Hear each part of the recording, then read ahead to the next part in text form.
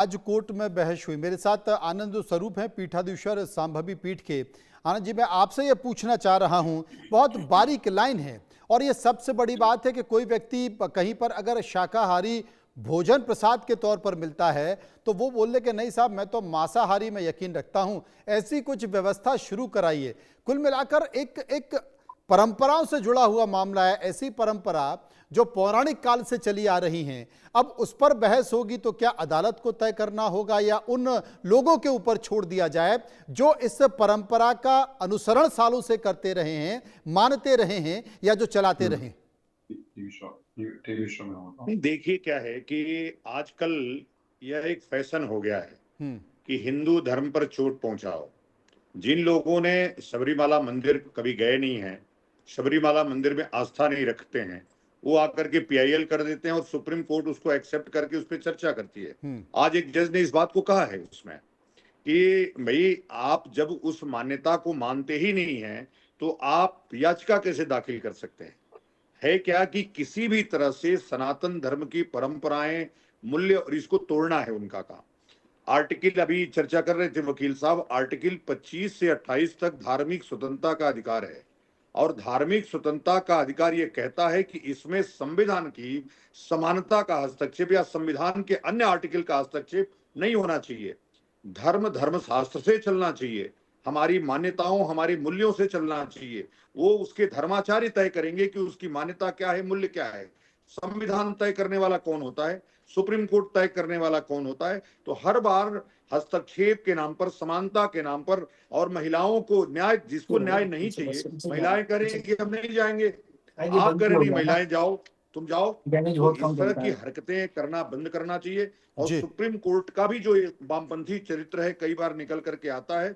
मैं चूंकि आपके समक्ष ये बात कहना नहीं चाहता, लेकिन बार बार ऐसा देखा जाता है कि जो हमारी परंपरा, हमारे मूल्य हैं सनातन धर्म के, उस पे हमेशा से आघात पहुंचाती रहती है।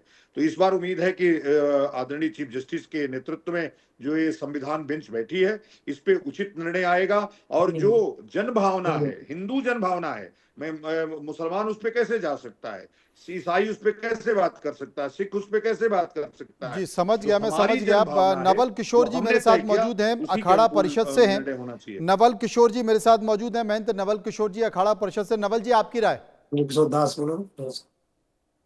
देखिए, वास्तव में धार्मिक स्वतंत्रता इस देश में हिंदुओं को छोड़ करके बाकी सबको है।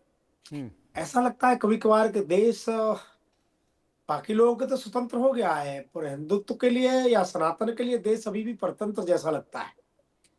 यही कोर्ट कभी किसी मस्जिद के बारे में चर्चा नहीं करेगा, मदरसे के बारे में चर्चा नहीं करेगा, चर्च के विषय में चर्चा नहीं करेगा, पर मंदिर में ही क्यों भाई? केवल देश का संविधान हिंदुओं की भावनाओं को ही समाप्त करने का ठेका देता है क्या? अरे, देश में हिंदू बहुसंख्यक है तो ये हमारा बहुसंख्यक होना अपराध क्या है? जिन लोगों का आस्था से कोई वास्ता नहीं, वहां की परंपराओं से परिचित नहीं, वहां का जो अधिपत्य इष्ट है उसके पर श्रद्धा नहीं, फिर कैसे इनकी स्वीकार कर ली जाती है? प्रार्थना निवेदन स्वीकार कर लिया जाता है? पहले पता तो किया जाए कि लोग वहां जो इष्ट है उसकी पूजा अर्चना करने में विश्वास रखते हैं कि नहीं।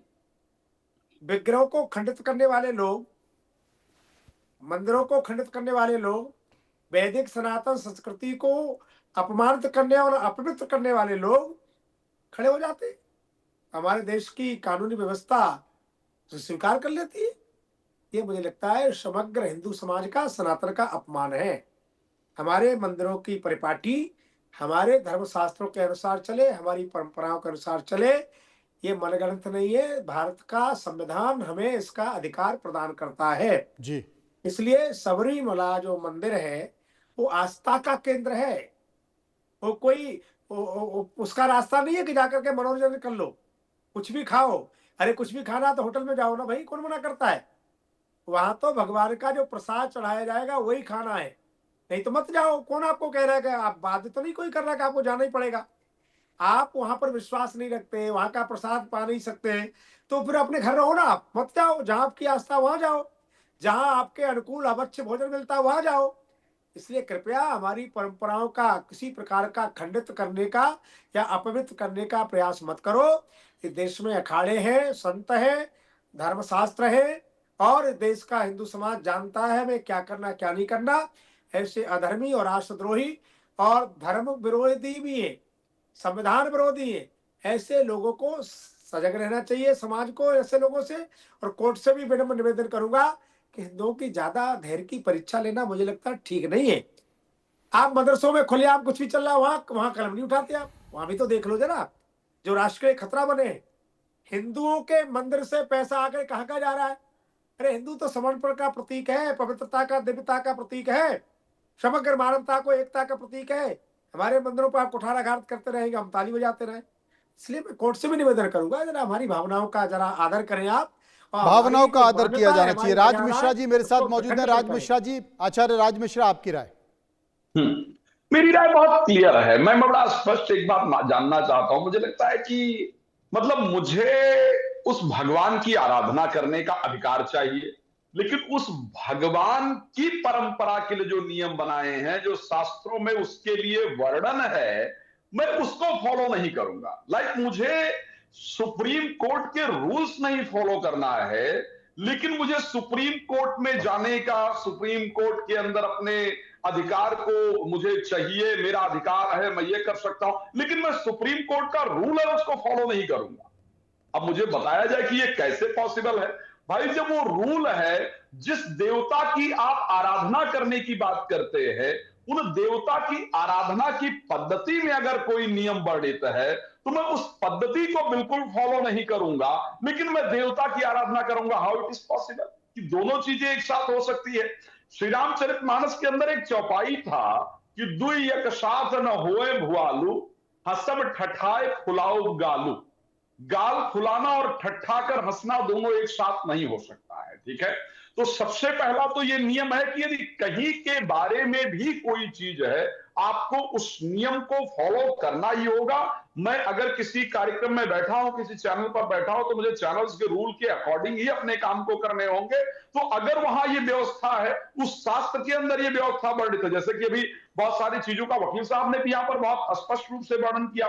केरल के अट्टुकल भगवती मंदिर का वर्णन किया कि हाँ, वहां पुरुष नहीं जा सकता उस टाइम पर। या अगर बात किया जाए उसके बाद कुमारी अम्मन मंदिर है कन्याकुमारी तमिलनाडु के अंतर्गत, यहां उस समय महिलाएं ही पूजा करती है, पुरुष नहीं जा सकता है। कुछ कामाख्या मंदिर का एक नियम है कि उस समय पर वहां महिलाएं पूजा करती हैं। संतोषी माता मंदिर वृंदावन का नियम है कि वहां शुक्रवार को पुरुष। तो मतलब जो नियम है हर जगह के, क्यों आखिर भाई, क्यों उस परंपरा का, उस नियम का, उस परिस्थिति का पालन क्यों ना किया जाए उसमें? अच्छा, फिर मान लेता हूं कि मैं संविधान ये कहता है, संविधान ये अधिकार देता है, मैं संविधान को पालन करना चाहिए, संविधान के अनुसार चलना चाहिए। साहब, संविधान कहता है कि सब में एक समान दृष्टि होनी चाहिए, सभी के अंदर एक समान दृष्टि होना चाहिए।